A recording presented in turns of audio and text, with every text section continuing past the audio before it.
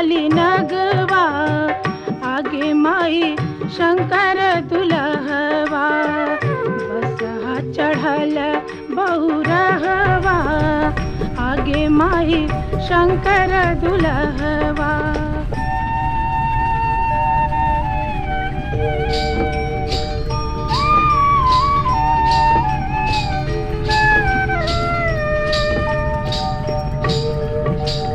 अंग में विभूति शोभे, गले मुंड मलवा, गले मुंड मलवा, बथवा शोभेला काली नगवा, आगे माई शंकर दुल्हवा।